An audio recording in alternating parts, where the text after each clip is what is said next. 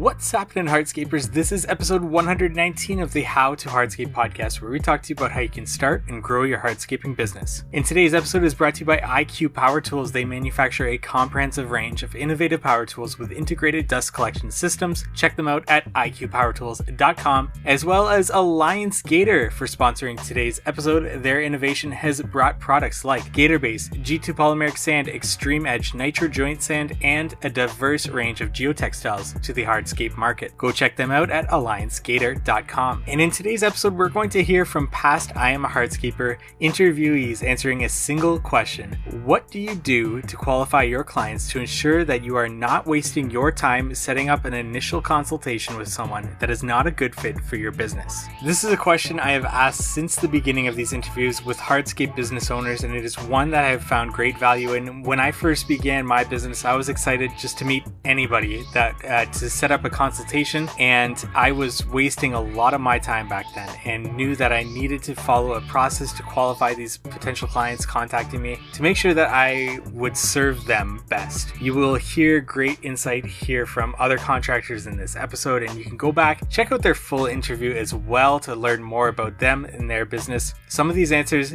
get into the initial consultation as well, but the primary focus here is the qualification stage of the process. We also have an I Am a Hardscaper roundtable rally around this topic that you can check out here on this podcast. And if you want to provide your own insight on this stage of the process, you can go to speakpipe.com/howtohardscape. That's speakpipe.com/howtohardscape. There you can send us a voicemail that we'll play on this podcast in the future. And let's get into this episode. This is Matt of Hardscape Ottawa. So we actually have a great thing set up where people can book online through us.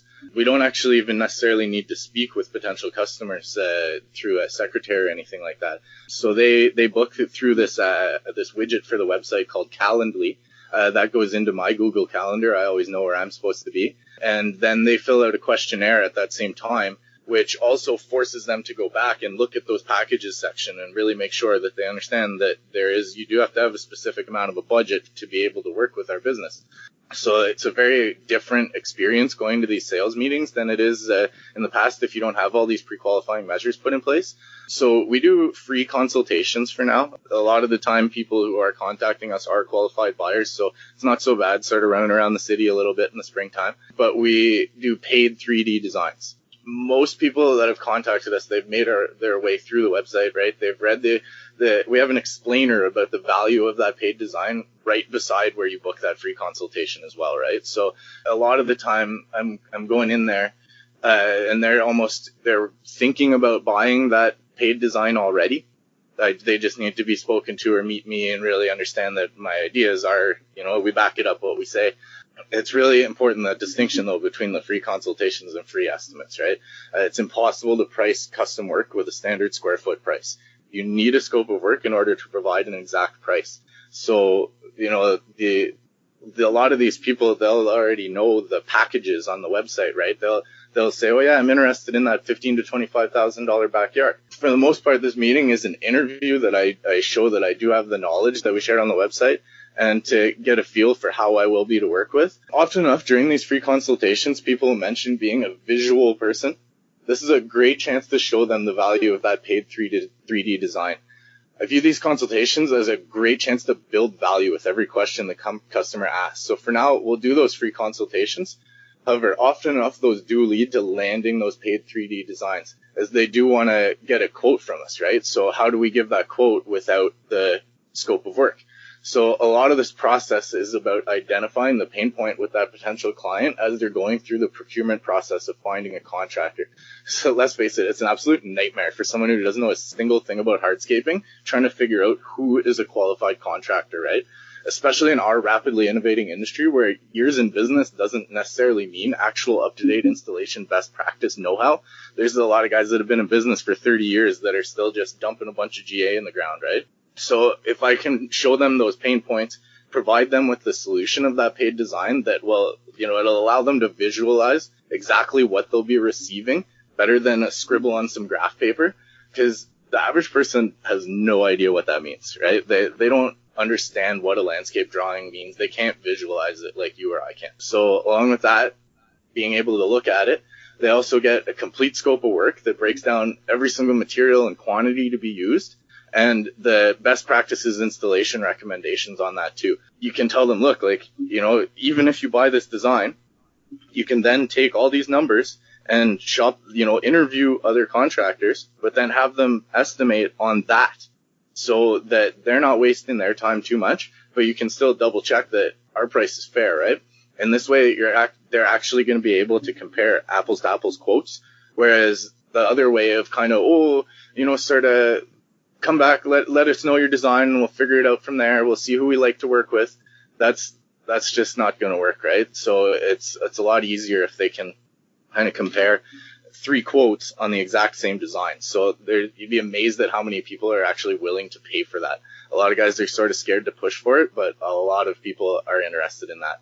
But not every single project needs that 3D design, and not everyone is interested in it either, right? So if it does feel like that person's just trying to get me to enter into that free design contest, I'm going to say no thanks. That person's wasting my time, or I'll try and do it more politely, just sort of, let me know if you get a design from someone. I'd be happy to estimate on that. But other projects, they can be relatively simple. It's, they need a retaining wall that's however many feet long, however many feet high. They don't need a design for that. If you have a good estimating process in place, that shouldn't take you more than a few minutes to estimate. So it's not everything is paid for, but any sort of design work we absolutely do get paid for. One of the great parts about that too is that it directly compensates you for your time designing that project. Which makes it a lot easier to go home and sit on your computer after you've worked on a job site all day. And it also makes it more fair to your actual customers, who aren't then indirectly paying for those projects that you designed but didn't land, because you spent a lot of time on those and those people didn't pay you for them, right? So someone ends up paying you for that time. And it's your real customers, not the people who aren't actually your customers. So there's all those bonuses, plus exactly what's going to get built. And there's a lot less surprises for both you and the customer, which is going to massively increase your efficiencies. This is Sean of Premier Outdoor Living. So that's a really good question, because that's something that I've kind of tweaked and am still working on, really refining that process of pre-qualifying the leads, because, I don't want to go on 100 estimates for, 80 of those being like 100% the wrong fit. So a lot of that's done over the phone. Well, first of all, if they find us online, they kind of start to get a sense of, we really specialize in these unique, a little bit more high-end projects. On our Facebook, on our Instagram, and on our website, we're always posting on, how much our average projects are. So if they follow us from social media into our website and then fill out a contact form, those people are typically pretty good leads, because they kind of know what we do already. It's the people that, maybe just find us on Google and they call us and they want something, very basic. And that's not really our client that we're looking to serve. So it's really just a quick phone conversation, ask them what they're looking for, ask if they have a budget. Most people will not give that over the phone. So I've just established that our projects start around $30,000. And if somebody's open to spending at least 30, they're probably a good fit and we could probably do something for them. That's not the case always, but that seems to be a good number, where if they say, okay, yeah, I still want to have you come out for an appointment, it's usually a client that is probably going to be a good fit. This is Caleb of Almond Landscape.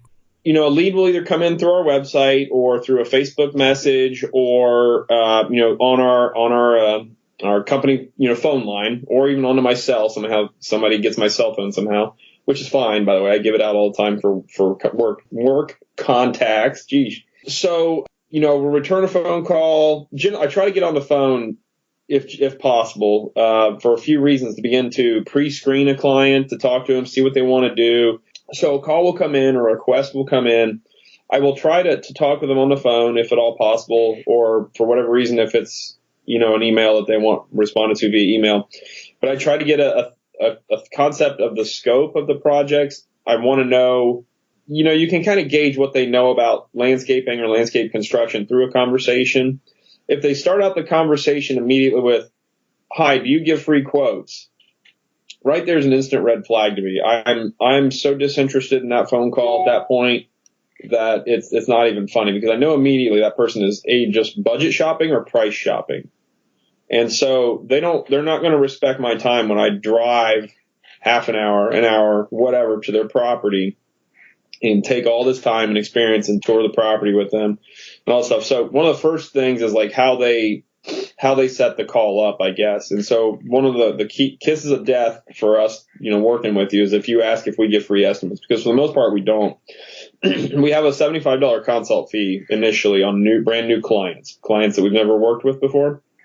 And unless they're super local, but if they're super local within 5 miles, I want to get in front of them anyways because of a thing we've kind of coined, I think, which is zip code domination. And we want to be the contractor locally.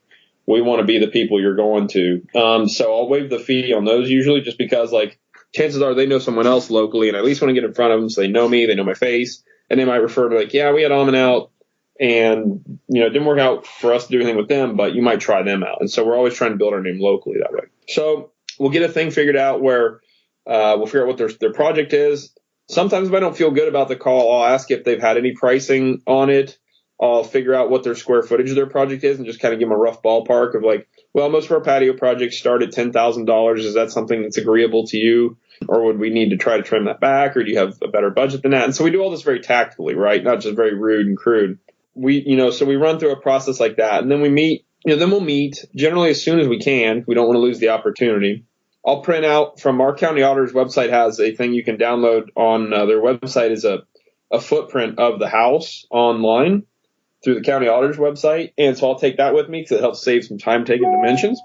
I will then go through a walkthrough with the client. This is pretty standard stuff here, but we'll take dimensions, elevation. So we'll run through a thing where, we'll see what the client wants to achieve. We'll really try to tack them down as to what their budget is. It does mean, and this is why I say this to them, is, I know it's not a fun conversation to have, but if you have any idea what your budget is, be it whatever, and then I'll go through like projects like this generally run about 20 or 30,000 or 5,000 or whatever. And so if they get kind of cold feet at that or whatever, and so then I also come back around and say, and the reason I say this is because if I design you a project that's $70,000 and your budget's 20, nobody's going to, benefit from that. And so, in that way, it doesn't, nobody wins in that case. So we want to tailor a project to you that fits your budget. And so, that's why the budget is so important. And so we talk about that. And if they still just say, well, come up with something, get back with me, I kind of am hesitant to that, but I'll draw something, or I'll even just spec something kind of middle of the road. I'll spec something kind of middle of the road. And that way, if we come back, we can say, look, we can add lighting, we can take the lighting out, and kind of work through there. But if they won't give me a number to work off of, I get real skeptical about the project in general. And also, too, it tells me I haven't done enough to build trust or rapport with them. Because some folks will think like, well, if I tell you $20,000, you're going to hit me for $19,999. You're going to do everything you can to nail that budget, right? And not like, well, hey, actually the project came in at $17,500. Awesome, we beat your budget, right? Which it never does, right? It's always like they want the moon, and I know myself too. I'm shopping for trucks like, no, I want the world for $20,000. So like I get it. So I try to be empathetic with my clients too in that regard. So I'm like, that's kind of our initial process. So we'll take that information back to the office. We'll either do something quick in our design software, and generally I'll shoot something back to them via email, a concept and some pricing, and this is the bad salesman in me. If I was a good salesman, I would set an appointment, I'd go meet with them, I'd present it, and I'd tack them down on the spot for how much do we want to do? Let's get some money down, let's schedule it, let's do it. I don't push like that a lot. It's not my style. I'm really bad about that. And if I was a better salesman, I would go for the close, and I would just, crush on that close. So the projects that I really want, I might go that extra step to try to meet with them, make sure it's painted out. But generally what we'll do is we'll get a project together and we'll email it back to them with pricing and a 3D rendering. And generally it's just going to be a patio with like 6 plants and a tree. And we don't get into like really large landscape installs like some of my peers do that I admire so much on Instagram. Our general project is going to hover $10,000 to $20,000. We don't get into like $60,000 backyards too often, especially because of our rural demographic. But it's kind of one of the things we've gotten known for. And I've got buddies locally, they do on average $60,000 projects. And it's one of those things, the more you do of one thing, the more you get known for, right? If I really wanted to go down that road, I would make an effort to get into those large projects regular. But we've really found a sweet spot in these $10,000 to $20,000 jobs. We're in and out in a week or a week and 2 or 3 days, and we're hitting good numbers on those projects, and we really like them. And I'm cool with that. My ego is now out of the game. My ego used to be in the game big time of like, oh, we did this patio, we did that patio. I don't care about that anymore. I want the profitable work, and that's all I care about. Now, once in a while, I would be lying if I said I don't get into like, we want this job because it's on the main street in town and we want the exposure. And it doesn't mean I'll lose money on it, but we might do some things to make sure that we do win the bid or, win the project, or I might try to a little harder to sell it. But for the most part, we'll submit that stuff via email. I'll then call a client, check up on it. And we have a really good close ratio on most of that type of work. Again, that referral thing, that's where the referral is so strong and so good that I guess, fortunately, and again, because it's a good economy, us sales guys don't have to work too hard to close on projects. So this is Jeremy of J Squared Outdoor. Always going to get them on the phone as quickly as I can. You can't really go back and forth on email to set up the initial consultation. I need to talk to them on the phone. I need to get a feel for who they are, what they're trying to accomplish, if they're a good fit. So when I get them on the phone, it's just a quick chat, but I just want to make sure that they're the right fit for us before we go out and meet with them. I'm going to ask them things like what kind of project they're doing, what their timeline is, what their budget is. Have they done anything like this before? I'm also going to try to get, if they just want a patio or something like that, I want to know how big it's going to be roughly. So, they don't ever know exactly how big it's, but they could say like 20 by 30. And you can kind of shoot some rough ballpark numbers at that point just to make sure we're in the same field as far as cost goes, because a lot of people will call us and say, hey, I want this 500 square foot patio, and they think it's going to be $500 or something crazy like that. But if they're like, yeah, it's going to be, we know we're going to spend 20 grand, then you're onto something, and you can kind of set up some appointments. If they have no clue, a lot of times I'll have them send me some pictures, just text them to me, and I can say, okay, if we're going to throw a patio on this backyard, it's going to be kind of in this ballpark. And sometimes I'll say, oh my God, I didn't think it was going to be that expensive. But a lot of times that's a good way to get people going in your direction too quickly. This is Andy Mulder of Mulder Maintenance and Services. Yeah, so I'll usually obviously ask where they're located. I don't really go very much farther than maybe in 45 minutes away from our home base. So location is important. I always want to know how they heard about us, and then just try and ask them what they're looking for and, why they called us. And I try and ask for a budget right off the bat on a phone call. Usually I don't have very good success with that on a phone call. People always try and they just say they don't have one or not really sure or whatever. And so I just try and get a feel for what they're looking to have done, and then, if it sounds like something I'm interested in, or if it's a referral that's good enough that I don't really need to vet it too much, I'll schedule an interview or schedule a time for me to come over and meet with them, and we go from there. This is Garrett of Premier Landscape. Well, Mike, I'm in my office right now and I'm staring at a whiteboard, and this is the most simple system that works really well for us. And granted, you can make an Excel sheet or a Google sheet or whatever, but this is a good visual in my office that myself and my manager have that we use as a talking point. But this whiteboard literally says lead, consult, design, estimate, sold, complete. So that lead comes in, and we try to keep that lead as hot as possible. We sell most of our work, aside from our reputation, due to our communication. So if that lead comes in, I'm calling them, emailing them, whichever, as fast as possible. And then I want to meet with them as fast as possible. And then I want to get them through the entire process as fast as reasonably possible. So communication for us has really been honestly our number one sales tool. I mean, we literally get jobs just for showing up to the estimate. It still amazes me. People blow off clients for a few days, and in the industry that we're in, everybody wants everything so quick. They're on their phone. They want to talk about a patio. They're emotional at that point, ready to go, and they don't want to wait. They won't wait a week. If you can't get back to them in a day, chances are they're already lined up someone else. This is Chad of Natural Design Landscapes. If I'm getting a phone call during the day, I'm most likely not going to answer it unless it's from the client that I'm working for at that moment. I try and screen all my calls so that I'm not using one client's time to work for another, right? I'm the face of the company, but I'm also still out in the field installing. I have to try and separate my time so that my client at that time gets my full attention until I can move on to the next project. So what I'm trying to say is I'll return calls off the working clock, I guess. So after hours, whenever the saw's not running in the background and whenever the packers aren't running and whenever the machines aren't going off, I'll screen the calls. And if you are, I guess, lucky enough to get a hold of me, I'll schedule our estimates for generally sometime in the evening. You'll have a quick chat with the client, and we'll proceed from there. Sort of like a regular consult. I'll ask them what they want, why they want us to do it, because I think that's important at this point. Is are they calling us because they want us, or are they just looking for a number?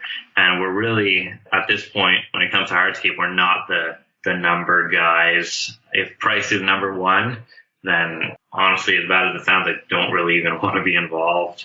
I want to do something that's going to last, something that's going to look amazing, something that we're going to have fun doing, but I don't want to go through that whole penny pinching process like we used to do in the past, or starting out at least. This is Tony of Group Zamco. Well, I mean, it's pretty straightforward. We get requests. A lot of our requests, obviously nowadays, people don't really call anymore.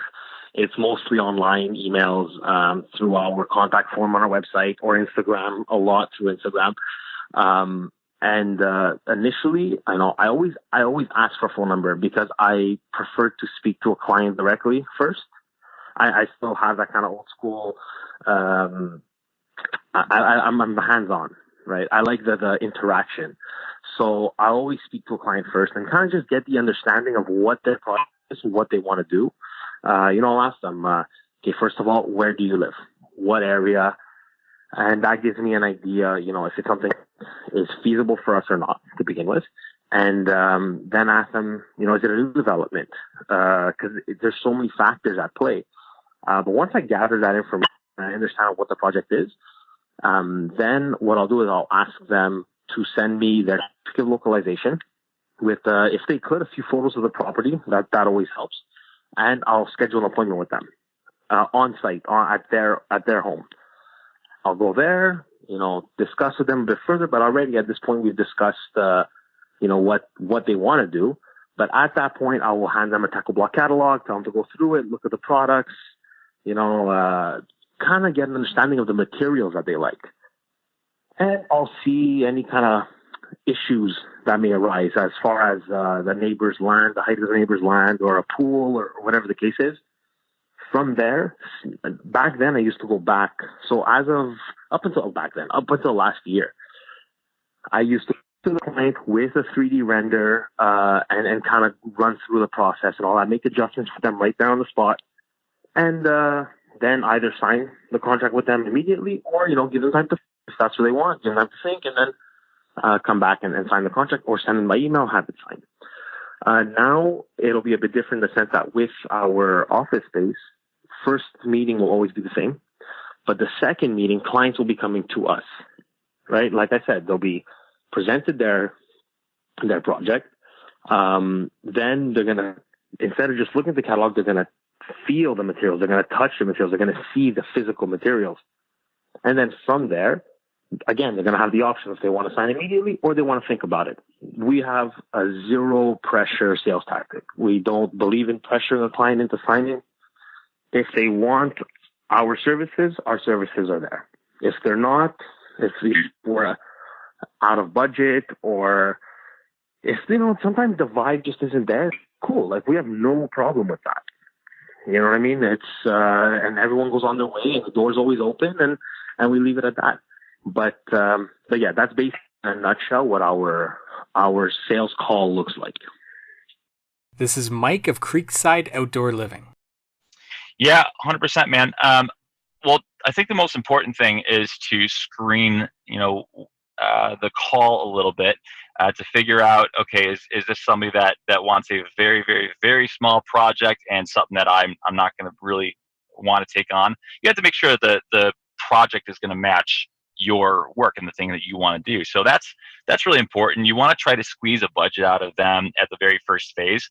And man, I would say 9 times out of 10, but I think it's more like 99 times out of 100. People say, oh, I don't have a budget. They have a budget, man. If you tell them, well, okay, well, what if this was $200,000? Well, they'll come up with a budget real fast and say, whoa, no. Well, I thought you didn't have a budget. So I think that's pretty important. You start digging into the project a little bit over the phone, and say, okay, Mr. Smith, Mr. Mrs. Smith, it sounds like, and obviously this is without me being there, this is without me knowing site conditions or machinery access, but it sounds like we're in, maybe $30,000 range, 50,000, whatever the case may be. Does that sound like it's, reasonable to you? Does that sound like it's what you guys are comfortable spending on this project? And right then and there, they're going to go, oh yeah, that's about what we were thinking. Or, oh no, I thought this was a $5,000 project. Well, that's a big step right there, because you just recovered so much lost time. It's crazy to even think about. So that's one of the biggest parts right there. You screen them over the phone. Next, I want to know where they heard about me from. Was it just flipping through the book, or were you referred to me by somebody? If you were flipping through the book, I might want to dig a little bit deeper, because if you're flipping through the book, it means you're looking for, a lot of times, the lowest cost guy.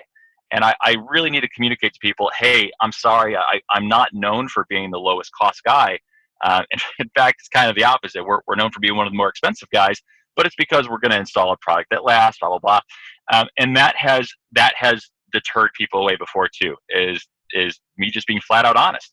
So I think one of the biggest key things is to avoid, and I don't want to call them time wasters, because people are people, and they either know the industry or they don't know the industry. So them in and of itself, they are not time wasters. But those, the going out there and spending all this time, you have to drive there, you have to talk with them, then you have to drive back.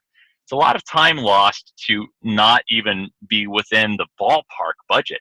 So that's really key. This is John of Signature Landscape.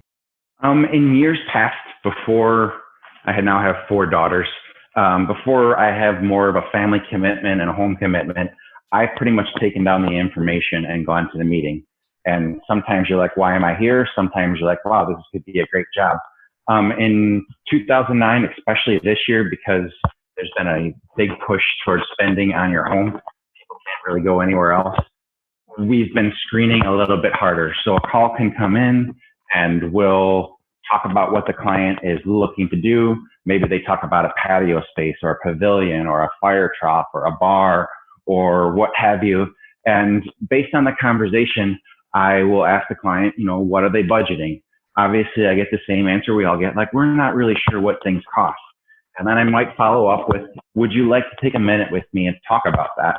And I'll give them ballparks. I've been doing this long enough where I can tell, a normal size pergola, a normal size pavilion, a normal size bar, a fire trough, a fire pit, a fireplace, and just give them a general feel based on the things you asked me for today. I think you're in the 40, 60, 80.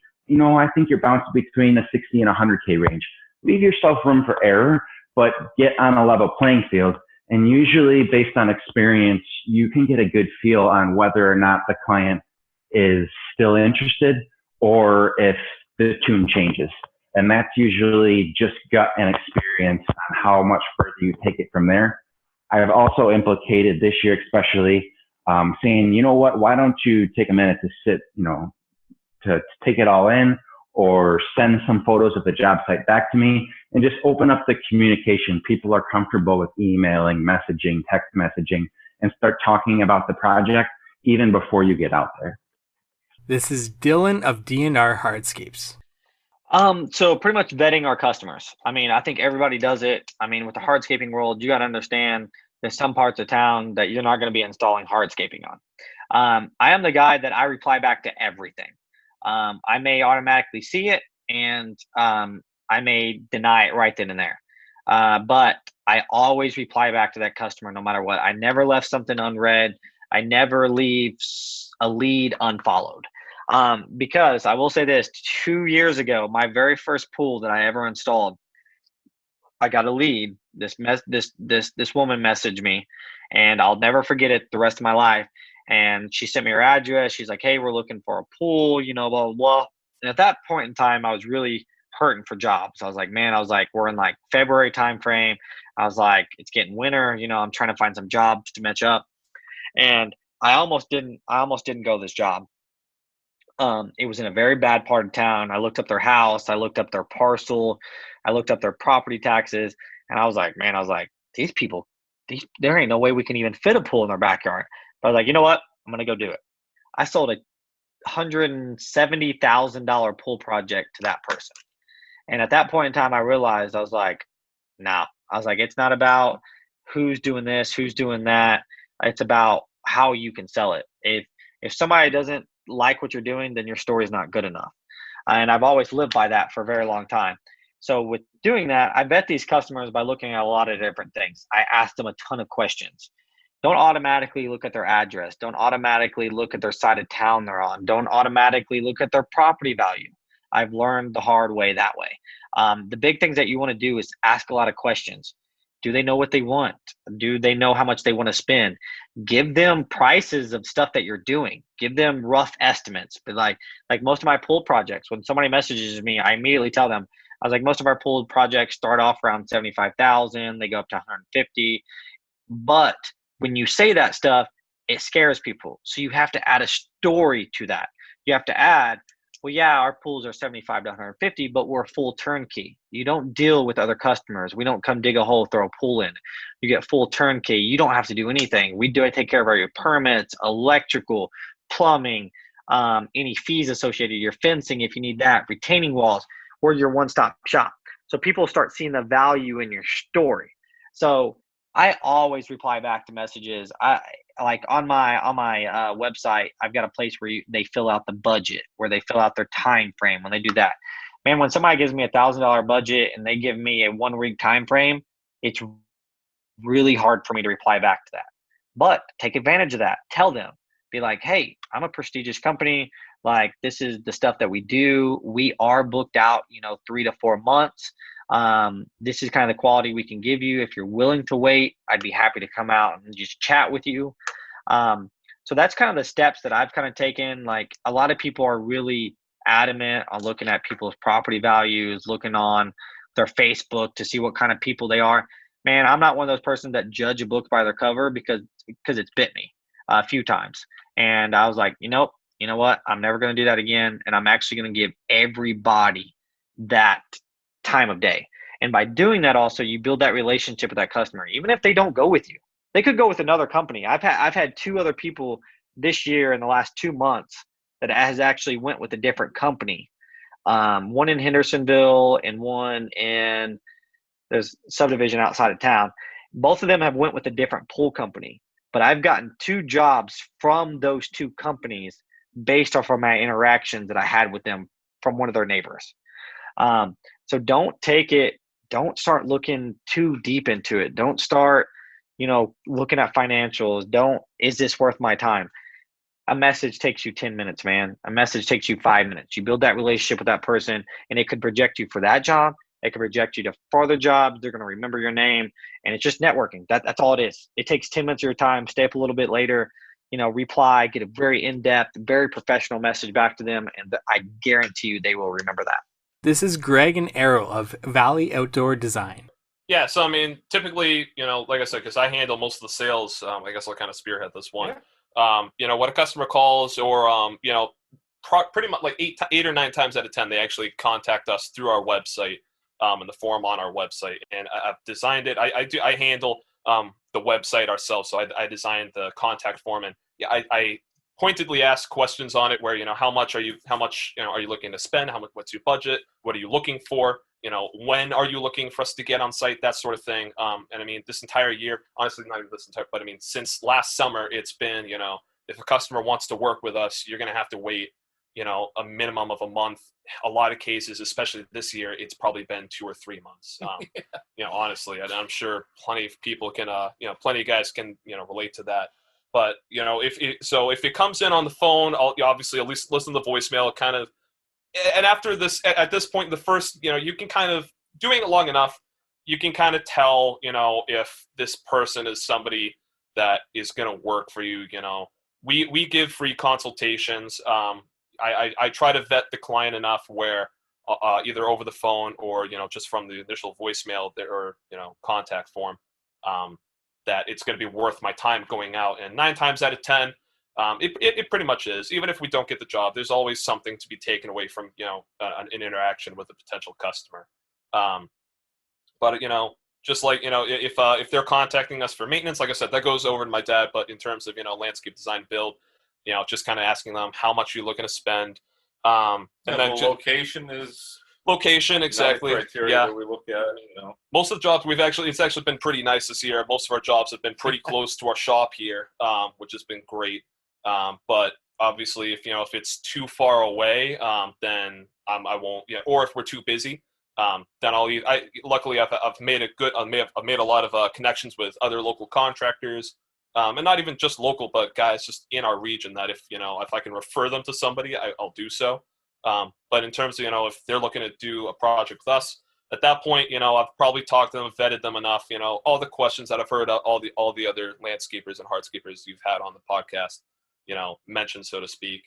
So I'll go out to a consult with them, and really, let's assume that they're asking for a patio off like their back in their backyard or something. When I'm talking to them, I'm really just kind of letting them, just kind of it's almost like letting the client brainstorm. I'm not interjecting too much until maybe after they've kind of rattled off a little monologue of what they're looking for. How much they're kind of willing to spend, or I may have to kind of drag that one out of them. And budget's definitely kind of difficult to get out of clients because you don't necessarily want to offend somebody. I hear all the time that, well, you can get a budget out of anybody. Do you want to spend $500,000? They're like, oh well, God, no. You don't necessarily. I feel it's a bit rude to necessarily just go down that path, even though it may sound like you're joking, or you may try to be joking. You don't necessarily want to go down that path, with a client. Like that, so I feel like it just kind of leaves a bad taste in their mouth. Because to them, you're trying to make them feel like feel important, and listen to them there. But just kind of gaining what trying to feel out what their style is, and I'll pointedly ask them, what colors do they do? What colors are they more attracted to? Kind of browns and tans, beiges, reds. Because I mean, let's face it, if it's a paver, there's probably a color out there for them. Regardless of whoever it is you're using. So I kind of ask them what color it is you're looking for, what kind of style are you looking for? And a lot of times you can tell what the client's looking for just by, looking at their house. When I pull up, do they have, is there a lot of decorations out on their front porch or something, in their driveway?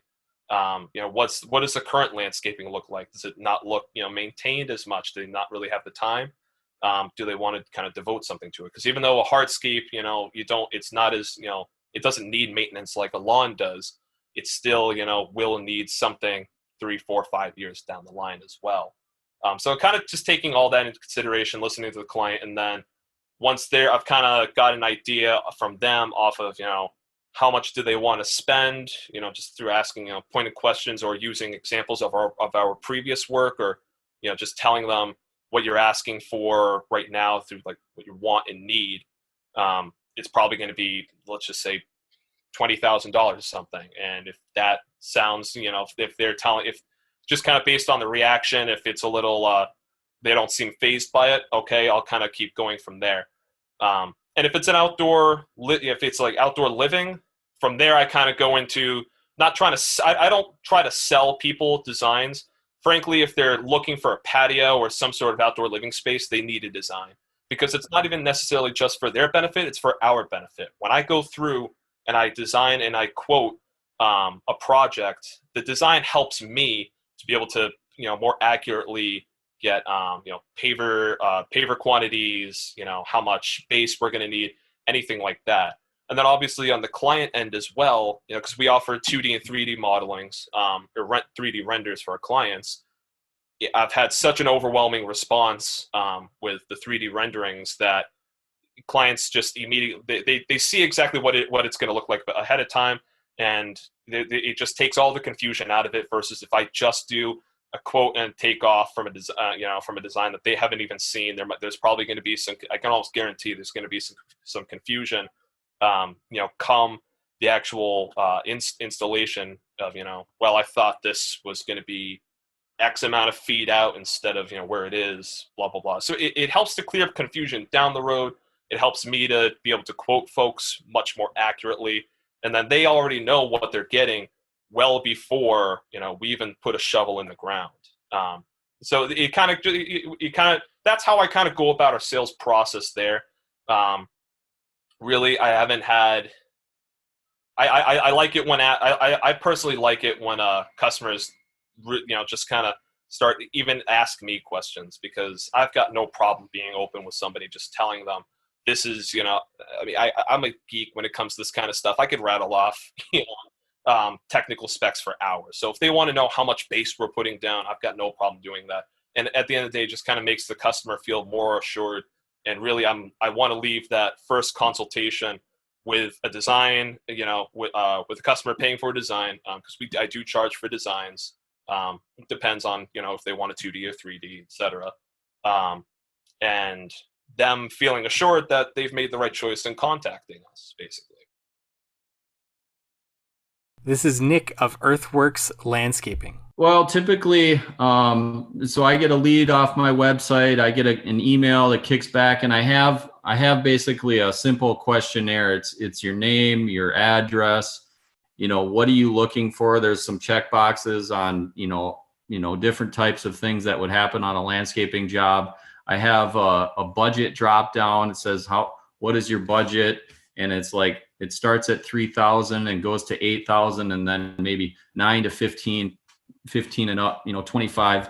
So they have to choose their budget, and then I have a little, have them just fill out a little snippet about what are you looking for, or what do you need, landscaping wise, and then from there, I try to get back to somebody as quickly as possible, whether or not I think it's going to be a good lead or not. I try to respond as quick as I can. Because I know in this day and age, people they want something, they want to be satisfied immediately. So I try to get back to them as soon as I can. And then from there, if it looks like a good lead, I call them and kind of feel them out. I think it's something that over time and with experience, you kind of get a sense of whether or not after you start talking with them and they start talking, you ask questions like, can you tell me a little bit more about the project? Because a lot of times you don't get the full story on that first email. And then once they start talking, you can kind of get a sense of whether or not they're calling 3 other landscapers for just, to get the lowest price, or if they've really kind of vetted you and they want to hire Earthworks. I mean, after just a couple simple questions, I think I can typically figure that out. Not always, but and then from there, let's keep going. It sounds like a good lead. I might, right from that initial interview, phone interview, I might say, okay, well, I have time, this week or whatever day I can swing out and take a look. And does that sound okay? And then from there, we can do a what I call a walk and talk meeting, and come out to the site, walk around. You can show me and tell me what you're thinking, and I can interject some of my professional opinion and some of my ideas. And then from there, we can decide on a design price. Other times, if it doesn't sound like such a great lead, I might not even call them. I might just send them an email right back and say, if it seems to me like it's a job where they're looking for the lowest price, I'll send them back an email that says, certainly, interested, and I could come out and take a look at things. We do charge a consultation fee of whatever I guess I feel like. Typically it's around $75 to come and take a look at your project, and then from there I can quote you a design. So that weeds out a lot of the tire kickers, I think. Sometimes I'll get someone that says, yeah, that's fine, come on out. If that's the case and I end up getting the project, or we do some work for them, I typically don't charge them that, but I use that consultation fee as kind of a tool to further qualify somebody, because I don't have time to. We're busy enough as it is. I don't have time to be going around and doing a lot of pro bono type work as far as like getting bids out to people and things like that. And I have some guys that used to work for me that have landscaping businesses that if I think that sounds like a good job, for them, I can send a couple referrals out to them, and those guys could, they're a little bit smaller than we are, don't have as much overhead, and those are kind of perfect jobs for them. So it's nice to have that and be able to refer some of those guys work too. So I just want to take a moment from today's episode to thank IQ Power Tools for being a sponsor of today's episode. This episode is brought to you by IQ Power Tools, the firm that builds smart, tough, award-winning, clean-cut concrete and masonry power tools that eliminate dust. Eliminating dust from your job site is smart, it saves time, it saves money, and it saves lives. Keep your job sites safe and healthy for you and your crew, as well as the neighbors and the homeowner around you, and look professional while you're on the job site with these IQ Power Tools dust eliminating systems. Visit them at iqpowertools.com and learn how to implement healthier and more efficient work practices for your next project. And give them a thanks on their social channels at IQ Power Tools for sponsoring the How to Hardscape podcast. I also want to take a moment to thank our sponsor, Alliance Gator, for bringing today's episode. They are the makers behind Gator Base, a synthetic base option that reduces excavation for patios and walkways. This product is time proven with millions of square feet installed, holding up to freeze-thaw cycles for years without failure. The product has helped my business personally take advantage of the labor savings. As we all know, good labor is more difficult to find than ever, and demand for our outdoor projects has never been higher. We use this product to keep up with that demand while providing our clients quality installs. The efficiency of this product helps us squeeze in more projects into our schedule, and we use GatorBase as often as we can and whenever applicable. You can find out more about this product at alliancegator.com, found in the show notes of this episode, and you can connect with your local rep for installation assistance. Now back to our episode. I want to take a break from today's episode to thank our sponsor, Alliance Gator. They're the makers behind Gator Base, a synthetic base option that reduces excavation for patios and walkways. This product is time proven with millions of square feet installed, holding up to freeze-thaw cycles for years with no failures. Gator Base especially shines in tight access situations. It saves 6 inches of excavation, which reduces the cost of labor involved in that excavation. The cost of disposal of that excavated material and the cost of aggregate and labor involved in installing that aggregate. This makes it a no-brainer in installations where we cannot get a machine into the backyard or where we just want to be more efficient with our time and labor. We use GatorBase as often as we can and whenever applicable. You can find out more about this product at alliancegator.com, found in the show notes of this episode, and connect with your local rep for installation assistance. Now back to the episode. This is Evan of Pride Hardscape. I did everything before. 6 months ago, I just had to ask my mom. We had to have the phone lines transferred. I just couldn't get any work done at the job site. So they call my mother, AKA my secretary, which we have our office line goes to her. She asked them for their name, their number, she's really good at communicating with the clients. Like, oh, what are you interested in? And she says patio, backyard, water feature. So right away, I know what I'm getting into with the bid, which is really nice because I get an email that says so-and-so called, here's their address, here's their email. This is what they're looking for. When can you meet them? She does not send that email to me till after the day's in, because I hate getting those emails during the day, because I feel like I have to call them right away and I stop progress on my jobs and it slows down my crew. So I get those emails, I call them back. Usually that evening, I set up a appointment within 7 to 14 days. Usually sometimes it's the next day even. I'm open, I'm in the neighborhood. Hey, are you around? And we go. I've had phone calls where I was driving around and they're like, hey, can you meet today? And they said, yeah, we can meet. And I walked into a $60,000 job and I got that job because I met them that day. It was crazy, you know? I really feel like getting back to your clients right away. So we set up the appointment. I go there. We start talking. I figure out what's their vision. I say, what do you want? And if they say, I have no idea, I kind of get excited. But if they say, we want this and this, then I know maybe they've had a hardscape at their past house and this is what they really want. So I listen to them. I give them my input. The first thing I ask is, do you have any water problems? Where are your water problems on your lot right now?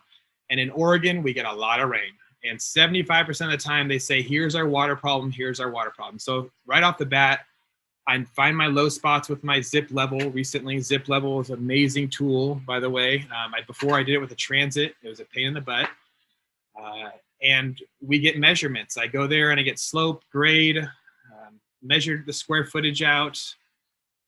And then we pretty much go from there. And I tell them I get back to you within 7 to 10 days with a hand sketch, a full estimate, a price per square foot on everything, drainage solutions, and I throw in a little bit of extra hardscape in my design, which I like throwing in big boulders. I love 1,000 to 1,200 pound boulders and hardscapes with pavers. I think they look amazing, bringing in Oregon nature with hardscape, man-made material. And they get a bid, and I sometimes get emails back that evening, and they say, let's meet up and let's see if we can work some things out. Or sometimes I don't hear from them for a week, and that's when we recontact. So after 7 days, we recontact them no matter what to check in. Did you get the email?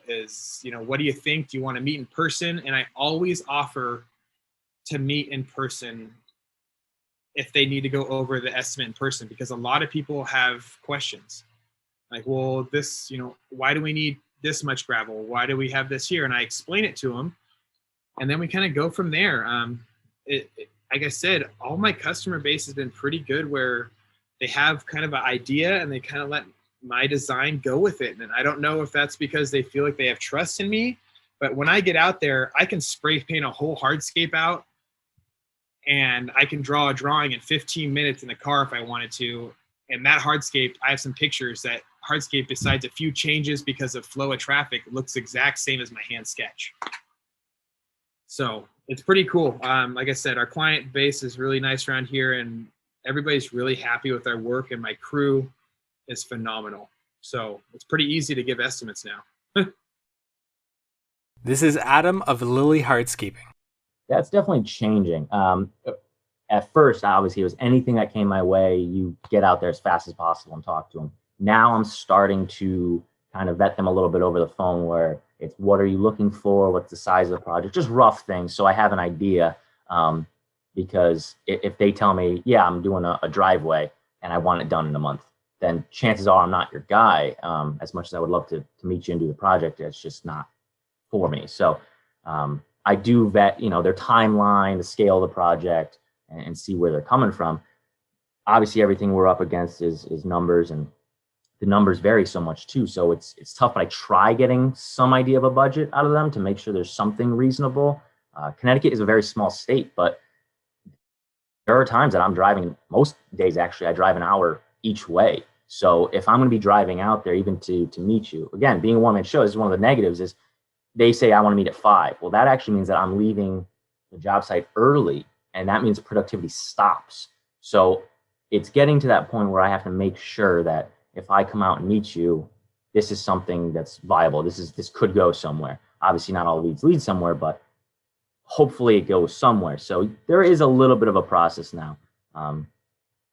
I also try to upsell the point of, I try to design more. If you are just looking for a 20 by 20 basic patio, we don't care what it looks like, we don't plan on staying in the house forever, then hey, this might not be the project for us to work together on. If you're looking for something unique, you're going to live there for forever, and you want your family to enjoy it, then that's more my talk. This is Danny of Niche Gardens. So really the first thing is I kind of just get a brief synopsis of, what makes you call us today type thing. What is it that you're looking for? And once I kind of get a brief description, either before or after that question, I kind of try to feel and say, how did you find out about us? Right after that, once I get the synopsis and stuff like that, I understand qualifying customers and vetting them and all this other kind of stuff. I've done it for years. But for me right now, I'm not saying that I act on everything that comes my way, but I at least go and look and see what's happening. And the reason is because sometimes people, they know they need something and they've had somebody put an idea in their head, and they instantly just say, okay, I need this. And you may qualify them and say, okay, well, that's not for me. Like for instance, I may call and say, well, I've got a drainage problem on the side of my driveway. I need a dry creek bed. Do you do that? Well, of course, if I just acted on that and said, man, that's too small. I can't pull all my equipment over there and move everybody just for River Rock Swell. But then if I'll take the time to go and actually investigate it and look at it, it's kind of like, oh, wow, okay, so you've got this problem because you need a wall here. We need to build up the neighbor's yard a little bit and divert the water from going into yours. So I act on a lot of stuff. Now, if someone calls up and says, I need pruning, I'm looking for pruning and stuff like that, I just instantly stop and say, okay, I don't do any kind of maintenance. I'm just not equipped for it. So, I'm not telling everybody to act on everything that comes across your way, but like in my situation, I'm in my third year. I pretty much go check out just about everything. And again, it's just because I don't know exactly if they understand what they're even trying to communicate to me. This is Dan of Wasson Nursery. What we'll do is, let's say there's a couple different ways, but clients can email me. They email, they get the general email and they email the staff, and we try to push them in the same funnel. And I'm probably the worst at it. I'm the owners are always the most pain in the butt guys, because sometimes we skip the processes that we make, and it gets the staff. I'm breaking the rules, but what we try to do is we try to push them into one of the coordinators. So we have two girls. Actually, we have four. Sorry, we have four staff members that are landscape coordinators, and the coordinator's job is to help coordinate everything with the client from beginning to end. And so I'll kick over, if I get an email from a client that wants done, it starts with, I'll kick it over to Annie, and then she'll set up the appointment. She'll kind of ask some basic questions like, what are you looking for? Do you have an idea of a budget? Do you have a time frame? Those are very important questions that we try to at least have some kind of an answer to right off the beginning. And then she'll set up with an appointment, and we'll do an initial design appointment, basically, where we just go out and we have a checklist of things to look at. We'll meet with the client. We'll, look them in the eyes, do a handshake, if not now, of course, but just to get to know them. And that's where we'll try to figure out what the design is going to take, what design will cost. And at that point is when they decide to move forward with the design process. If they like, if we get along on the first initial appointment, and once from there, then we'll go on to more of the design process of measuring and tell them what the design fee is and all the estimating side of it. This is Matt of Heiner Outdoor Living. Yeah, so I kind of have a process on the phone. I like to spend a minimum of 10 to 15 minutes just kind of in the realm of pain or pleasure, basically. Why I want to get to the root of why they're calling me in the first place. Is it because they want to just have a nice place? Are they tired of mowing the grass? What is that point? That what is the motivation to calling me? Like, why? Is it a new home and they just need to get the HOA minimums done? All right, great. I know that this is going to be a short conversation and we probably won't be a good fit. But are they calling me because they really want to turn their backyard into more of like a resort style space? Then all right, awesome. Let's talk about that. I know I try and get them to tell me more of how they want to use the space as opposed to, spending more time of, well, tell me what features you would like. I don't care if they want a fire pit or this, that, or the other. I'm trying to build them a lifestyle, and they're coming to me because they don't know how to get there. And so I try and establish myself as an authority and as the designer from the very beginning to show that they do need me. They do need my services, and they're not going to be able to get that lifestyle without working with a competent, talented designer to, put that vision together. And I try and put a lot of emphasis on that as the most important part of this process, is to get that vision dialed in, and that we are going to spend a lot of time doing that, and that there is a fee that is attached with that. And so a lot of the people that come to us now kind of expect it, but a lot of the times you have to educate these people that, that it does take time. But if you're giving me a general idea of what you're looking for, I won't just jump into, well, that's going to be this price. I like to do what I call bracketing. I'm going to give them, I'm going to tell them, look, everything that you just told me, Mike, that sounds like a great project. That's something we can do. I can make this look really nice. Like it's something that you would see right out of a magazine, and something that we could go submit to awards. And Mike, we could go crazy. We could have a field day. We could be like at $150,000, $200,000 back there. And that might not be what you're after or what you're even wanting to spend or could spend, but you might be thinking on the low end, we could be doing something around this for $50,000 to $60,000. Which conversation are we having? This is Jordan of DPR Landscapes. When we first started the business, we would get a call. We'd be so overwhelmed with joy. We would just jump up and leave the house and say, hey, can you do it in 2 hours? And be at the person's house and try and give them a quote right on the spot. However, that's obviously changed quite a bit. So now I do not charge for consultations right now, but I do qualify the lead first. So leads, we just had our website kind of redone, and we're still working out a couple more pages on it.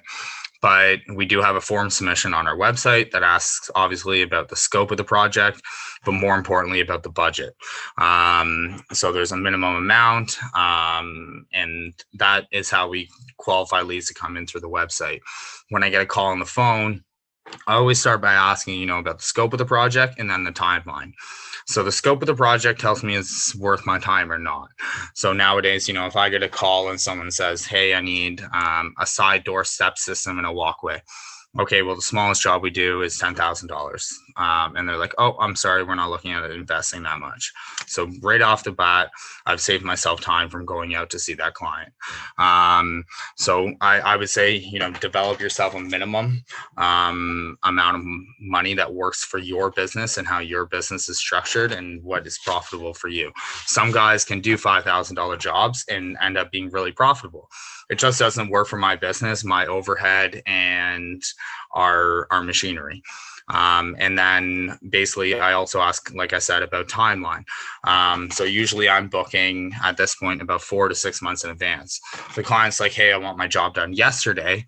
I tell them when we're booking and they're like, nope, sorry, that doesn't work for me. So there goes, another waste of my time. So I don't have to waste my time on those jobs where ultimately the client isn't going to be a fit for us. And then if it is a job that I do want to do, the client, is okay with our scheduling, okay with our timeline, and it comes in through the phone. I ask the client, can you go to our website, please? Can you just follow up on all the scope that you asked for, click off all the boxes that apply to you? And also, do you mind entering your budget? The reason I send them to our website to enter the budget is because on the phone, you're putting them on the spot, and likely you're only speaking to one person in the family. So obviously the husband and the wife make the decision together, right? So by going to the website, this actually gives them time to talk amongst each other about, hey, like, are we willing to invest 30,000? Are we willing to invest 50,000? What is it? What are we comfortable with? So that kind of gauges me on what I can actually sell the client on when I go to the meeting. So the client goes, hey, I want a patio that's X amount of square feet, or this by this is this big, and I want these features. I know right off the bat, hey, we might not be able to afford this feature, and I can use that as kind of a gauge and a selling tip also. So if a client says they want all these things, but then I say, okay, just to refresh, you said your budget was 35,000. This isn't going to work within your budget. We're more looking around 50,000. Sometimes clients will go, you know what? Okay, we just didn't know what the budget was, like what the cost of stuff like this is, and they'll tell me to go ahead. We're okay if it ends up coming in around 50. So having that price point from the client, I think, is really important. And then going into the actual presentation of the quote, my initial quote is the full package. So I pride myself in kind of taking the time to make sure that I outline all the client's needs and give them a full and final quote for everything that I'm offering and that they have asked for. It's not any budget. It's not a rough estimate. It's the whole shoot and shebangle. So I asked them to give me a week or two to prepare the quote and design. I take the time now to do the designs myself. And I also work out material costs on a material and labor basis. I don't do square footages. I don't do per yard, anything along those lines. I think it's really important to do material costs and labor costs and submit your quote that way. And I also think it's really important to submit a thorough quote at the beginning, so that the client, when they are comparing quotes from another contractor, they can see everything that you are offering opposed to what another company is offering. And it also eliminates conflicts down the road because the client fully understands what you're offering and what you aren't offering. So what's included in the quote and what's not included in the quote. I think that's really important. And most of the clients that I sign with appreciate that about our process. And that's one of the reasons why they do sign with us, is because we do take the time to really outline all their needs and prepare them with an accurate, thorough quote. And then I also now, from the last 3 years or so, we've been submitting all of our quotes in person. So we sit down at the kitchen table, meet with the client, talk about all the items. I do this because it avoids miscommunications through email or miscommunications through the phone. If the client has any questions, they can ask then and there, and I can answer those questions, opposed to, a client sending me an email and it takes me half a day to get back to them.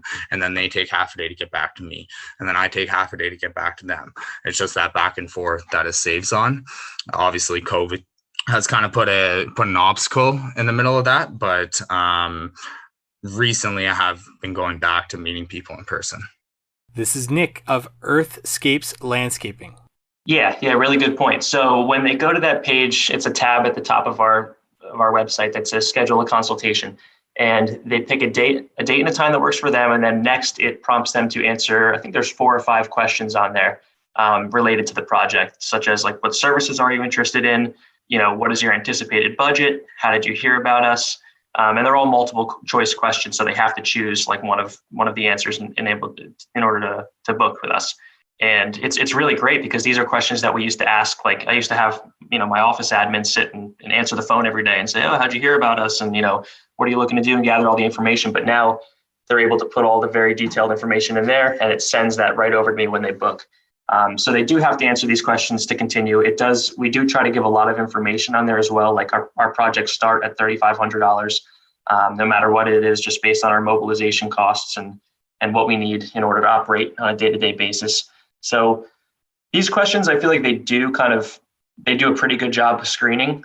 We've gotten some that come through that I'll have to send them an email and just say, hey, listen, like, like we got one the other day that was like, we're looking to get our Japanese maple, manicured and trimmed. And, I just let them know that, and they even clicked like the button that said like 35, because I have it broken down, like what's your anticipated budget, 3,500 to 5,000, 5,000 to 8,000. There's a couple different options. And I sent them an email and just said, I really don't think that, trimming the Japanese maple would be within this price, but here's a couple recommendations for, local tree companies or other landscapers that might be interested in the work and that might be able to work out for you. So This is Craig of Scheller Outdoor Living. Well, if it's a referral, then I pretty much just set up a time to meet. Or if they're comfortable doing that, I know things have changed a lot, recently. But if somebody, whether it's a contractor or a friend or a previous customer, if they refer me to somebody, I just set up an appointment. I typically, at first, I was just trying, how it is when you're starting. You're like, oh yeah, I'll get in front of everybody. And I wasn't really saying, hey, what's your budget? Or if I did, they'd be like, we don't know yet. You get that same answer. So I was doing so many bids and not closing anything. And I'm trying to get back into the game. I'm trying to figure out what people are charging. I actually bought your spreadsheet and I was like, well, this will help me. And it's actually been a really good help. I'm just trying to put all the numbers back in to make sure I'm, doing the costing and stuff right. And the times, but that's been a real big help for, the overhead, the things you just trying to figure out right off the bat. And so what I was doing was a lot of bids and not getting a lot of, sales. We were getting enough sales. So I started doing something different, and I tried to bait them on the budget. And the way I was doing that was, they were like, well, we don't really know. And I said, well, if you need a design, we're going to have to design something that fits your budget. So we're not, wasting your time or ours. So I can design something, we can design something that's 5,000, or we can design something that's 200 plus thousand. And then immediately you get that, oh, well, I was thinking like 30 or 50 or, and it's like, so you did have a budget. So then I can say, or if it's 5, then I'm like, well, that's really not going to work. But if it's 50, then I'm like, well, let's come check it out. I'm sure we can, work something that sounds like you've done enough research that this is going to be an investment. So that's kind of where that goes. And usually that number is the starting point. We had a pool bid that we turned into a patio, because they didn't realize pools were so much. But we turned it into a nice patio project. So I try not to leave just saying, sorry, we can't do your pool or we can't do your patio, but we look at other things that we can do, or maybe phase the project as we go. So that's kind of, I was spending a lot of time running around. So now that I've gotten busier in the field, I've tried to value my time more, and I have done less estimates, but I've gotten better estimates, I guess. No, not at this time. We do it for free. I mean, I'm trying to get in front of people right now. But I can see that I can see that being a thing I do in the future. And I've listened to a couple of your podcasts and heard guys, their different methods of approaching that. I'm also not a designer, so we should probably get that out of the way. I'm an installer. I love the craft. I love the details and all, doing the work. So I work with a designer, and then I have some other things that we do. But so I have to charge for design because I'm paying a designer. So what I typically do is, if it's just a patio and it's fairly easy and they're not wanting I'm not a big fan of doing plants and things, but I'll do it to complete the project. I like the construction stuff more. So as a Belgard authorized contractor, they provide their Belgard design studio for free for those contractors. So you can send a sketch on a piece of paper or a napkin, and they'll send you back a 3D rendering on Google SketchUp. Basically, it has their products and all that. So I've been able to sketch out something and show somebody a 3D drawing of what their backyard's going to look like and not charge them for it. And the way I do that is I say, as a partner with Belgard, this is something they offer me, and I'm just going to pass it on to you. And at some point I can say, we can do a 3D drawing that's going to be $300, or we can have our designer come and do a full scale design for $800 to $1,500. And we've had a designer that we work with. She's contract. She does not work for me. And she's done about 3 or 4 for me so far. and it just elevates the jobs completely to another level. And I usually bring her in on the full projects, and those people are willing to spend, that money on a larger project. This is Phil of PJE Lawn Care and Landscaping. So a lot of times, we're asking them, what their ideal situation looks for, what features they're looking for. Are you including a pool, no pool? Are you, do you have any ideas of what you want? Have you done any research on styles and things of that nature that you want?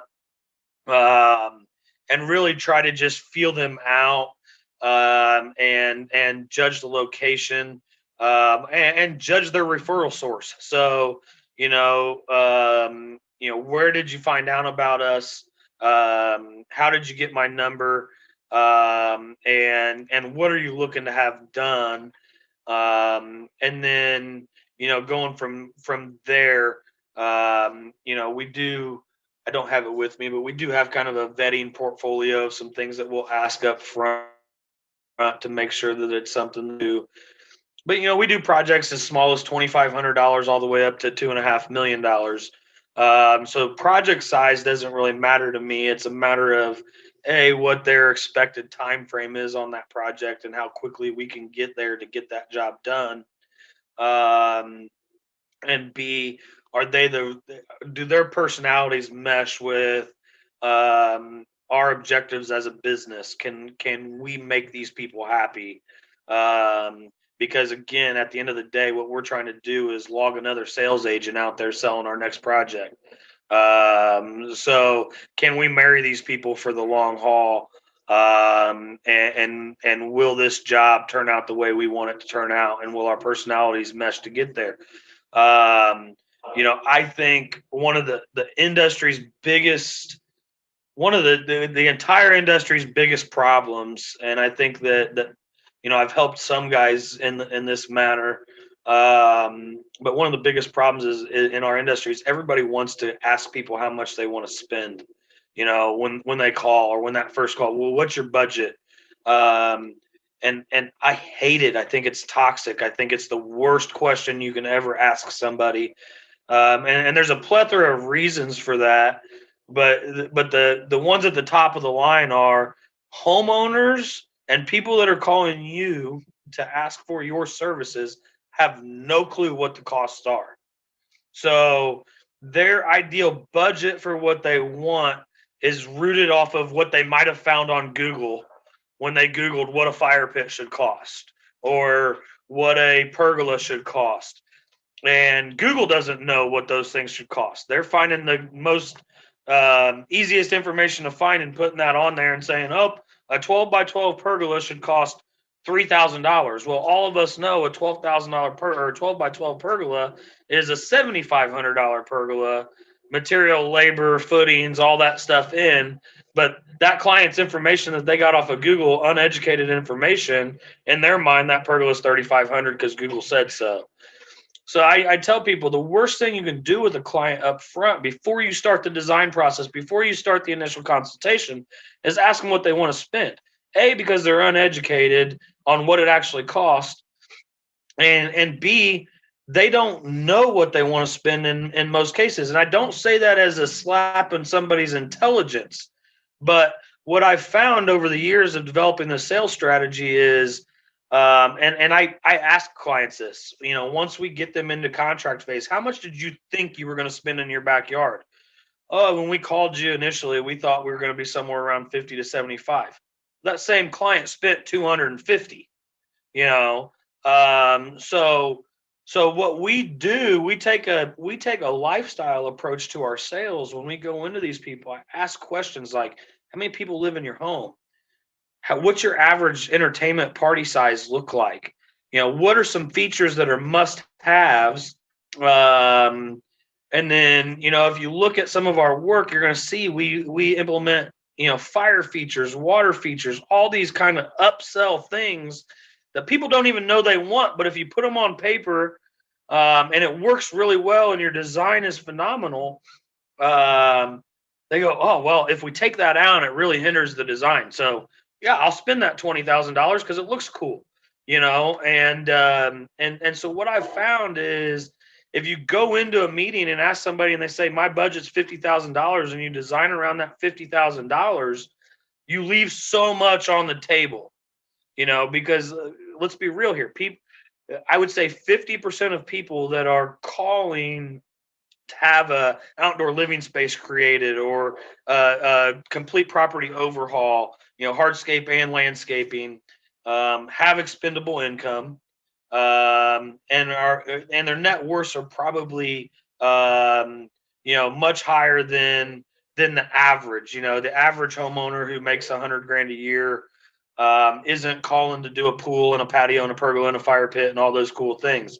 They do, but that's most of our clientele in our industry that are paying for pavers instead of concrete or whatever are they have the disposable income, and they just have to be educated on what things cost. So, and they're more focused on a cool design and a functional design that works for their lifestyle than they are a number. So, you know, I tell people all the time, I preach it and I preach it and I preach it. Stop asking budgets up front. Stop. Present your budget with the design that works for their lifestyle, a phenomenal design that answers all their wants, needs, and desires, and then watch them quadruple their budget in a split second. It's amazing what happens when you present a design that works for people and answers all those things instead of going, well, you said $50,000, so you can't have this and you can't have that. And we can't upgrade you to this because we got to hit that $50,000 target. Instead, give them all the upgrades and then work back. So, like I said, I have clients that in their mind it was 50,000. We signed at 250,000, but their initial design was 400,000. And people go, well, that's a lot of work. There's a lot of things that go into that. And I go, look, it's always easier to work backwards from a phenomenal design and go, okay, let's take that feature out.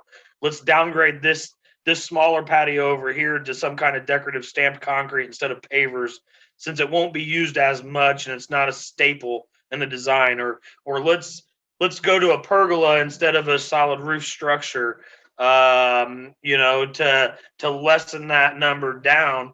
It's easier to show, in my opinion, show them all the things that they could have if money's not an issue, and then start chunking it back. And those people who wanted to spend 50,000 will spend 250,000, even though you wanted them to spend 400,000, but you're still 4 or 5 times higher than you would have been had I led that meeting with what's your budget, and so, and I tell my clients transparently when we meet, I don't want to know your budget. I'm probably going to be over budget on your first design, but I'm going to show you some really cool things. I'm going to show you what your potential is, and then we'll whittle it down to what works. And that model, that sales tactic is why our average backyard is $175,000, not $50,000. That's why, our average client at very least doubles their mental budget with us instead of spending this obscure number that they came up with. We're always double that number.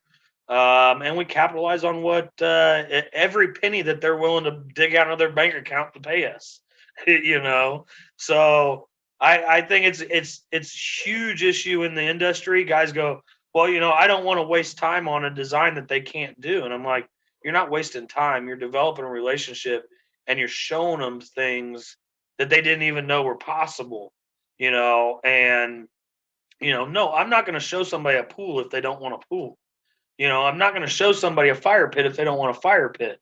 But I'm also not going to show somebody who says I want a pool, a fire pit, and a pergola what everybody else is showing them: a rectangular pool with a circle fire pit and a seat wall around it and a pergola attached to their house.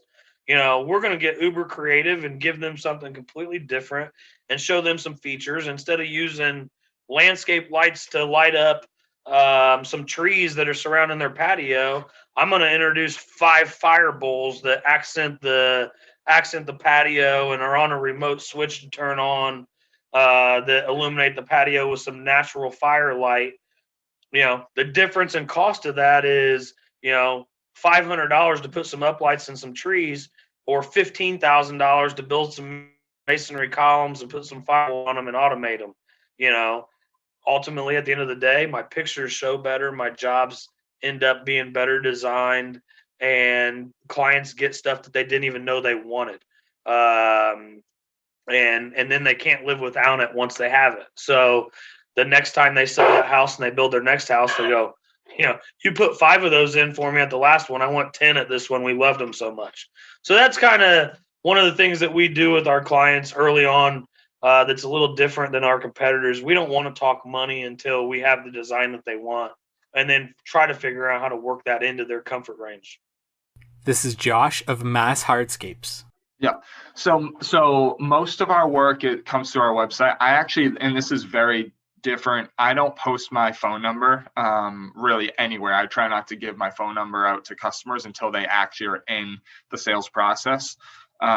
So I like to just go through email. It keeps me more organized. I can keep track of everything. So customers usually are contacting me through email or through the website, which just sends me an email.